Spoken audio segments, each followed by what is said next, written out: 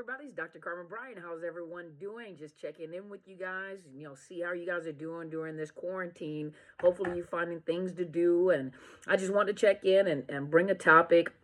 I know you guys are kind of waiting, and I've been busy, but I said, let me get in a video today to make sure you guys know I'm thinking of you. So today I wanted to talk about, because on Sunday when I was live, a lot of the comments that I was reading, or a lot of the things that I get in my inbox is, when is this pain gonna stop? When does the pain stop? When is this gonna stop? When is it gonna run its cycle?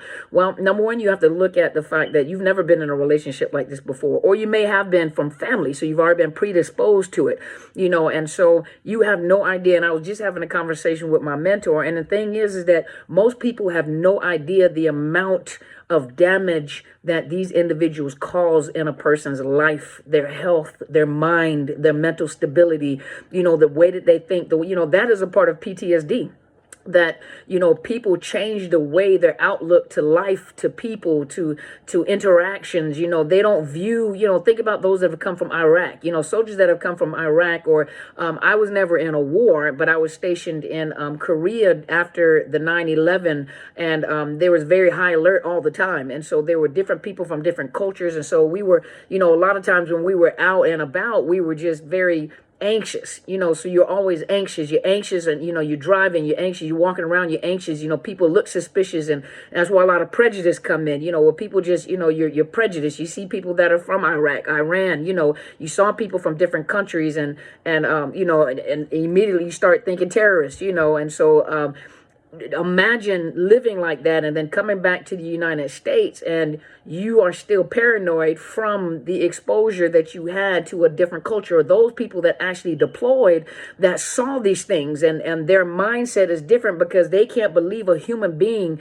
can do this or do this type of damage, or could be so cruel, to send a child out with a bomb strapped to their body, because Americans are very touchy-feely individuals. They're very, they're emotional type people, and so they know that, you guys, excuse me, I got a pillow back here, but, so they would use that to really harm the Americans because they played on their emotions. Well, imagine being in a war field, majority of your young life, or, depending on how long you've been with this narcissist, you're literally in a war zone all the time. And this person may not have put his hands on you, put her hands on you, but you are constantly in a war zone with these individuals, and you really don't know. A lot of people really don't understand because they never take the time to really study themselves, or to journal. So it took me years to really figure out how much damage was done, the way that I thought, the way that I talked, the way that I responded, the way that I reacted, how defensive I was, certain things that just irritated me, the way, and didn't realize I was stuck in that zone, because I was being triggered at the fact that I was still on the defense all the time. I was always on the defense. So depending on what you say, what do you mean by that? And so most people really don't know the damage, what is the collateral damage has been done in you, in your family, in your thought process. Most of you come out of these relationships and your mind is in a fog. You can't even think straight anymore. What you thought was right is actually not right, or it may be dysfunctional thinking. You're talking to people, you don't even know how to have a conversation anymore because you were taught by the narcissist to think a certain way, which was dysfunctional and probably wrong. Half right and half wrong still makes wrong. It doesn't make right, and so many of you really don't know the damage that has been done to you. And then on top of that, not only you're thinking, then you're paranoid, then you're constantly questioning your worth, why doesn't he love me? Why doesn't she love me? Or, I'm not good enough. I'm not pretty enough. So now you're focused on your appearance, the weight gain, weight loss. I need to be more educated because the triangulated supply is an educated person or educated guy. I got to have this career. I need to do this. I need my hair to be this color. My eyes need to be this color. What do I need to do? So you're trying to do all these things to appease an individual that is not even satisfied with themselves. Now, not only that, the arguing, the lack of sleep, the mind games, the trauma bonding. Eventually it just wears you out physically. Now your immune system is effective. So now your immune system can't even fight, simple things like colds, the flu, your body. Some of you guys have stomach issues. Now you're gaining weight because you overeat because you're stressed. So now you got a gut, you had a six pack, you still got one. It's up underneath all that jelly roll. Some of you guys, large as you've ever been, some of you guys have lost so much weight, they can't even find you if you turn sideways, so look at all this damage, then the life that you're living, these kids that you have in the home are watching you, and this becomes their norm. This is all they know, and you wonder why they end up in relationships very similar to the one that you're in. A lot of you can't let go, and the problem is that most people don't want the pain of recovery. And recovery takes time. There is no time. I can't give you a time limit on how long it's going to take for you to heal. Some of you guys, what do you mean it's going to take me 6 years? That was me. It took me 5 to 6 years, in recovery. It's like being a drug addict. Think about it, and I think I made this analogy on Sunday. I remember a friend of mine who was probably an alcoholic, but the thing is drinking, to avoid a hangover, drink some more, right? Well, cover it up. Don't go through the hangover process. Don't get the alcohol out of your system. Don't let your body readjust and recuperate from all that alcohol you put in there. Just drink some more so you don't feel it. So you keep building the tolerance up, building the tolerance up, building the tolerance up. Eventually, you're going to be addicted, or you die of alcohol poisoning. Either that, or some people have died in their sleep, vomiting, and got choked on the vomit, and they were too drunk, where the muscles were too relaxed, where they couldn't even get the vomit out of their throat, or when you do finally do not have any more alcohol, this time when you have that what is the hangover, it's even worse. There are people, they tell you it's dangerous when an alcoholic is coming off of that you're trying to go, cold turkey. There have some that have died, that had heart attacks, because that alcohol, they don't realize they've been drinking for so long and doing this for so long, they don't realize what all in their body has been affected, where the body can't even regulate itself. So imagine being with a narcissist, you're addicted to this narcissist. And so some of you guys are, when you first come out, you're good, but after a while, you go through that brain fog, and you start rationalizing in your mind. You start thinking of all the wonderful thing. She's so funny, and she's beautiful, and he's such a nice individual, and just humorous, and just fine. And for some of you, I know this does not apply, but the best sex that you've ever had, and I can't find anyone like this. And anything, most educated, most handsome, and when maybe I played a part in that, maybe some of the things that they were saying have true. At 1 minute you were very adamant, I know Dr. C, and I know it's a narcissist, I know. But after that narcissist starts leaving your system, remember your chemicals are all off whack. Testosterone is all off, hormone is all off, your chemical, you're going through withdrawals. So you're missing them, then you hate them, then you love them, then you hate them. You almost sound borderline, right? And the next minute, but you're going through withdrawals yourself. And then the next minute you think about all the wonderful things, and you start looking at their pictures, and you forgot why you left in the first place. And then every time you go back, they make sure you remember why you left in the first place. That's like you're constantly chasing a high. The first high. For those of you that have been addicted to drugs and alcohol, I was a heavy smoker at one point in time. And I remember I was always looking for that first buzz in the morning. In the very morning you slept it off all night, you get that first little contact buzz in the morning, and you feel elated, and all day long you're looking for that, and you're not getting it. Now you're addicted to the nicotine, or addicted to the drug, and you're always constantly chasing that first high, which you would never ever get. You will never get that first high. It's like, chasing a mirage in the desert. It's beautiful, and you're chasing it, and when you jump into that water, you land right on sand. That's exactly what the narcissist is going to do. You're chasing this thing that never existed. They played a role. They presented an illusion to you, and you fell for the lie, and sad to say, but you fell for the lie. You fell for the illusion, and you got addicted to an individual that was not who they presented. And all this time you're with them, you have hope that one day they'll return to the person that you first met. I miss the person that I first met. The person that you first met never existed in the first place. There's so much damage that is being done that what makes you think that you're going to recover in one day? You're not going to recover in one day. If you have a broken bone, you don't have a baby and then you recover the next day. You don't have a broken bone and the doctor has to go and reset this broken bone. And all of a sudden tomorrow you're healed. That's not realistic. Most people in the medical field now, it's not realistic. You have major surgery or major heart surgery. That's like you coming out of the relationship with a narcissist and getting into some type of care, treatment, counseling, coaching, something. You're having major heart surgery, and major heart surgery is going to lead you back to genetics. Think about it for a minute. Some people genetically have been predisposed to or genetically are predisposed to heart disease or, diabetes or, high blood pressure or, anything. And so they trace it and they take your family history to see, in the family history, and they tell you that you are prone. It is in your family. It is genetic, and so some of you, when you're going through your healing process, you're finding out some things that you didn't know. You're going through major heart surgery. And you're finding out some things, not just about the narcissist that you were with. You're finding out some things that,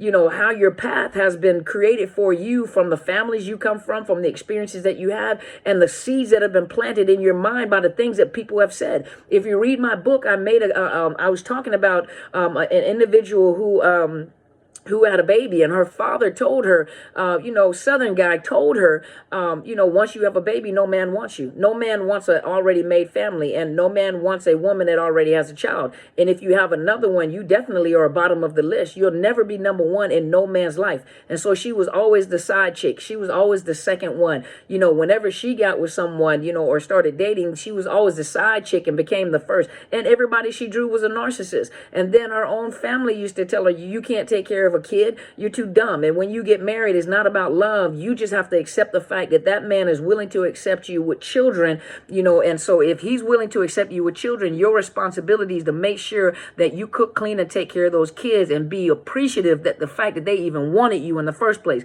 But do you see how that paralleled? And then she grew up thinking that is just normal, and she wonders why she's living her life out based off of what people have said. These weren't even her thoughts. These were seeds that were planted, and she accepted that. Nobody's going to want me because I'm already damaged property. I'm damaged goods. I have kids, And so think about it. That's the same way when you have open heart surgery, when you're going through your healing process, you're finding out some things that cause you to be a magnet for a narcissist in the first place. And some of that has some deep roots in family upbringing, and you have to discover that. So no, there is no quick fix. Most people are, how do you make the pain stop? You're going to have to go through the pain. There is no anesthetics for this. There is no shot that you can take where you don't feel it. This type of pain, you're going to have to experience this pain all the way from the beginning to the end of your recovery. I remember my mentor was telling me, we were talking about, it was during the time that I was in my, my discard recovery stage. And one of the things she said, this is not the time to think about getting in a relationship, and you don't want to get into a relationship. You want to process this from beginning to the very end, because there's going to come a time where you're going to have to tell people what it's like. You're going to have to tell people how to make it through this process, and you having the experience yourself, having to go through it, you're telling people and you understand every stage of what they're going through. And I did not have a boyfriend, don't have a boyfriend, wasn't dating, not trying to date, focused on me, focused on my belief system, focused on building something. But that gave me the freedom to see the different phases that people go through, the different phases I had to go through my recovery. And some of it was not easy at all. Some of it was very, very painful and very distracting. Some of you, it just keeps coming up. If you have been going through this for years, and I'm if it's been over, I can't lie. Mine was 5 years, 5 years of having to recover, and you're angry, then you're not angry, then you're angry, then you're not angry. And especially those of you that have children by a narcissist, that you have to interact with those individuals. You have to look at it as that's your gauge to see where you are at in your recovery process. When you, like I said all the time, once they lick a window and you look at them and then you turn around and continue your conversation, you've gotten beyond that. When you've gotten to a point where you can forgive them and you've released yourself from them, not them releasing from you, not saying that it's okay with what you did. It's not giving you another chance. It's not saying that we have to be friends. It's not saying that we have to recultivate this relationship. It just means that I'm going to forgive you because I need to set myself free so that I can live and I can heal from this process. I don't have anything to do with you, don't want anything to do with you, but I'm going to forgive you and I'm going to let it go. I'm going to let go of the offense. I'm going to let it go because I want to heal and I want to move forward. And think about it. Those of you that are thinking about going into relationships again, right now is probably not the time that you need to, but at the same time, you still want to process this. You still want to go through it because it'll make you more appreciative and it makes you more aware of the type of people that you choose to connect with when you go through that process. When you don't go through the whole healing process and you keep jumping into relationships, you're missing all the red flags. You keep doing the same thing over and over again. You keep damaging yourself. You keep drinking to avoid the what is it called? What did I say it was called? Let you know I haven't drank in years. The hangover. You're trying to avoid the effects of the hangover, and so you keep drinking to avoid the effects of the hangover and you're making it worse. So you dating without going through the process, each person that you get with is going to wound you even more. And each person that you get with is always taking the blame for the first person that ever hurt you the way that they did because you never process. And then you I want a good relationship. I want a good, honest, stable, loving relationship. Well, how do you know what that look like if you have no respect for yourself? You got to have enough respect for yourself to heal. What kind of standards do you have? Because if you don't have any standards, remember I told you, at 1 minute you want somebody that can see with both their eyes. Next minute, you don't care if they have a glass eye as long as they line up together. I want them to have 2 legs, but if you got one that's a prosthetic, it's all right with me. And some of you guys are laughing and some of you guys are like, well, ain't nothing wrong with that. See, I'm gonna get you. But at the same time, you have to go through your process. You have to go through your process because if you actually go through your entire healing process, however long that's going to take, the longer you in the relationship, the more damage has been done, the deeper the wounds are, and the longer it may take for you to recover. Those of you, excuse me, it's not Corona. I choked on my spit, but those of you that may have been in short-term relationships, they still do a lot of damage in a short period of time. For you, it may take a little while to recover. It may not take a little while. It also depends on your background. It depends on what trauma you've already experienced through your family and what example you've had. And so the more people that damage you, the more people that get into your life and do you harm, it may take longer for you to recover. And so you can't ask the question. A lot of you like, how long is it going to take for me to recover? It is, to each one of you, it is a different experience. For each one of you, you've had a different experience. So there is no time stamp. There is no definitive time that I can say is going to take you to recover. Yes, you can do all the things that all the tools that you get from the coaches and counselors, all the things, I try to focus on this. I try to forgive, but I'm still struggling. Okay, it may take a little while. It may take a little while. That is very normal. That is very normal. That is not abnormal. It is not abnormal from what you're feeling. That is not an abnormal feeling. You guys are not abnormal. You guys are going through the grief and loss process. Go look up the 7 stages of grief. Everybody does not go through them chronologically. Everybody does not go through all the stages, and sometimes you keep repeating 1 or 2 stages, and sometimes you're stuck in a stage. Look at the stage you think that you're stuck in. If it's been 5 or 6 years and you're still stuck in the same stage, you might need to go find a counselor. That's why I tell you guys, right now, a lot of people are doing telemental health, especially within your communities. If not, you can find one on BetterHelp.com/Dr. Carmen, and I set it up where if you click on, it's a sponsored link, you click on the link and you can get a 10% discount. And on top of that, I have it set up where when you click on the link, you're looking for a specific type of counselor that specializes in narcissism. You can look for counselors that specialize in trauma, domestic violence, psychological abuse, post-traumatic stress disorder. Those are the verbiage that you want to use when you're looking for a counselor. But just go look it up, BetterHelp.com/Dr. Carmen. It is a sponsored link. Right now, I am not accepting clients through BetterHelp.com because I have a full caseload in the state of Washington. And then on top of that, even if you do go get a counselor through BetterHelp, it has to be someone within your state that's licensed within your state. So they have to be licensed in your state. But I'm telling you, don't rush the healing process. There's a lot of damage that has been done you're not aware of. Take your time, feel it, feel the pain, journal about the pain, because you're going to be a very valuable commodity, a very valuable asset to the community of survivors of narcissistic personality disorder. You can go to many counselors. Many counselors do not understand the effects of narcissist abuse. They understand what narcissist abuse is and what it says in the book, but a lot of them really don't understand the after effects of being in a relationship with someone that has narcissistic personality disorder and or maybe anti-personality disorder. That's the malignant one.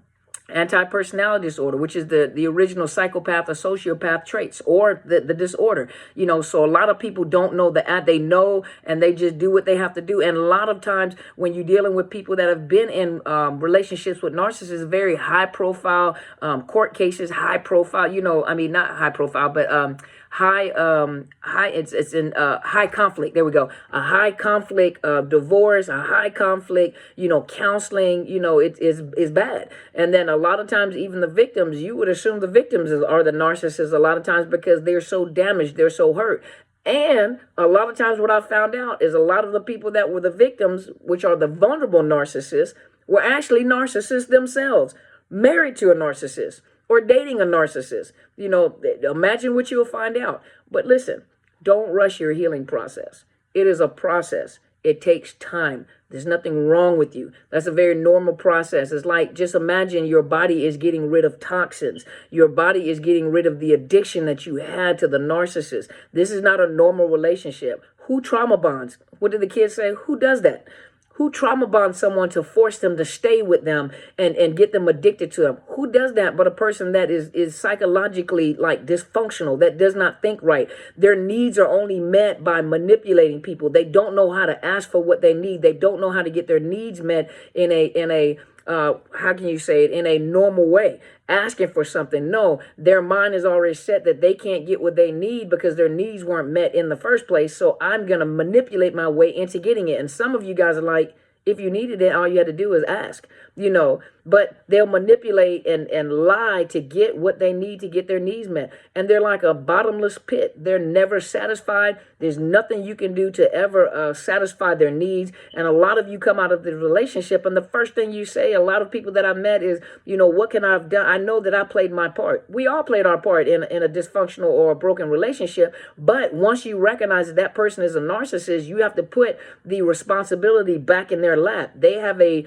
disorder. So anything that's wrong with you is highlighted anyway, but at the same time, they have a disorder and there's nothing you can change, but there's nothing they can do to change. They'll always be like that. And the more people they get with, the worse they get as they get with people. So imagine the horrible relationship that you were in and the things that they've done. Imagine the new supply. They're getting them at a different level. You saw them build up their level with you, but they're getting them at the level that they're at when they're going into a new relationship. So they're already at peak. So if that person can't handle it, just imagine she'll blow that person's mind, or that individual is already accustomed to, a lot of them have come out of relationships that were narcissistic anyway. And so they're already accustomed to that high level of conflict, high level of pain. Their pain receptors are off. Their emotional pain receptors are off. So they are ready. And that love bombing makes them feel good, opens them wide open. And then there comes a time, I'm telling you, with the new supply, there comes a time where eventually they realize something is not right. Something is wrong with this relationship. I think I done got myself back into it. I'd have made a horrible mistake. Most of you realize it, no matter how long it took. But a lot of times, remember, you were arguing like, this is not possible. I'm going to do what I can to make this work. This is not right. So a lot of times you're that cognitive dissonance. You're arguing with yourself that I'm going to try to make this work. It's not possible that this person is a narcissist. There's no way I got back in the same thing that I got out of before. And so if you think like that, imagine what the new supply is thinking. They're thinking the same way. There's no possible way. There's no way, but then all of a sudden, a lot of things that narcissist is saying about the old supply and all the horrible things that new supply begins to pick up, like everything that they're saying that has not been proved with the old supply. But what I'm noticing is a lot of stuff that you're saying is stuff that you're doing. So they're already deflecting, they're already projecting, and everything that they do, they put it on that old supply, and that new supply has been in agreement, and all of a sudden they start seeing the traits of everything that they were saying in the first place. So now look at this game. Look at this trauma. Don't expect to heal right away. It's not possible. It's not going to happen. So for those that are asking, how can you make this pain go away? It's not going to go away. There is no answer to that. How can I minimize this pain? How can I keep from hurting so bad? You're not going to minimize the pain. You're going to have to go through the process, go through the cycle, complete the cycle and finish the cycle out. You will be, when you get to the other side, and there is an other side, when you get to the other side, you're going to appreciate the fact that you went through it, and you're going to be more sensitive. You're going to be more what's the word I'm looking for?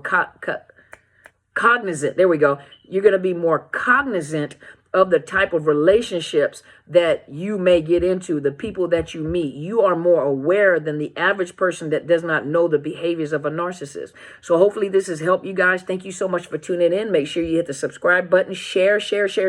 When you hit the subscribe, make sure you hit like all, so you're alerted at all, the alert, the little bell, the alert, and hit all. So you know whenever I come on live, whenever I post videos. Make sure you check out my mentor's YouTube channel. It is Helen Sadler, Destiny Helper. She brings you narcissist abuse from the perspective of a senior pastor, the presiding prelate of Into His Chambers Global Ministry. But she brings you, information concerning narcissist abuse and encouragement from a biblical and spiritual perspective. She is aware that most people, just like on my on my YouTube channel, everybody is not a Christian, and we understand that. And so we make sure that we speak to each and every person and their different belief systems. Check her out, see what you think. She's very respectful when it comes to everybody having their own belief system. So she'll tell you how, she believes, and then as what she teaches, and then she tells you, based upon what your belief system is this is how you apply that information. And so she's very, very informative. That's my mentor. That's my teacher. You guys go check her out. I do have 2 Facebook pages. One is my professional one. It's Psychological Health Consultants and Services, and that is my professional Facebook page. So a lot of times when I go and for those of you guys that know, when I go minister and I may talk about domestic violence, usually I put that on my book Facebook page, which is Overcoming Narcissist Abuse. And you can see whenever I'm ministering and speaking about domestic violence or speaking about narcissism, and you can see it there on that page. Also, those of you that have not already, please go check out my my book. You can order it on Barnes & Noble or Amazon or Westbow Press. This is the publisher, Westbow Press. For those of you that are out of country,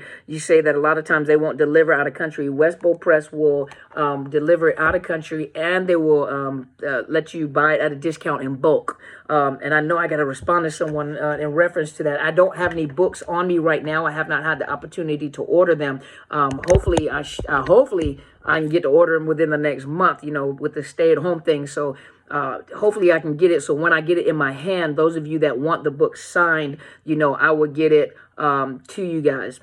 Also, let's see, what am I missing? Podbean. Go to podcast. You can go to Podbean.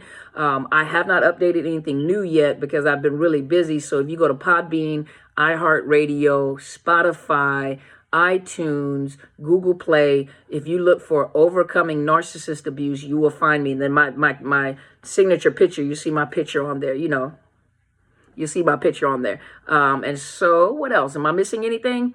Those of you that have asked about donations, you're welcome to donate. My Cash App and my PayPal link is right up underneath the video. There's also other information underneath the video. Those of you that have asked for coaching, just email me, Dr. Carmen Bryant at outlook.com. Yeah, that's it. DrCarmenBryant at outlook.com. A lot of you, I've done one-time consultation with. You guys are amazing people. You guys are amazing. Very, very brilliant individuals, smart. And that narcissist has just run rapid where you really underestimate your brilliance, your intelligence. You guys are some very intelligent. And I have truly been honored to see your faces, to see who I'm talking to, and the faces behind the names. And so thank you so much for those of you that have done consultation with me, and like I said, you can email me, Dr. Carmen Bryant at outlook.com, and I will give you the fees that I charge for face-to-face sessions for coaching. And so thank you guys so much for tuning in. Make sure you guys stay safe, wash your little hands, and wash your little bodies. or big bodies. Wash your bodies. You know, stay at home. If you can stay at home, stay at home. Stay safe, you know, and stop being paranoid. You know, stay at home, stay safe, you know, stay healthy. Get you some vitamins. Look up I looked up some vitamins. Go look up vitamins, good vitamins to take, especially during the corona. Zinc, multivitamins. Vitamin C, make sure you're taking vitamin C. For those of you that need calcium, make sure you're taking your calcium. Black seed oil for infections, COQ10. I think it's for cardiovascular health. Vitamin D is really good to take. Vitamin D. What else? Vitamin D, calcium, black seed oil, zinc, multivitamins, vitamin B, B complex, you know, go look it up. You know, it'll tell you, go look it up and it'll tell you what each vitamin and supplement does for you, for your health, for your cell health, for your immune system, you know, so go check that out. So once again, thank you guys for being here with me. I will talk to you guys again. You guys go and be great.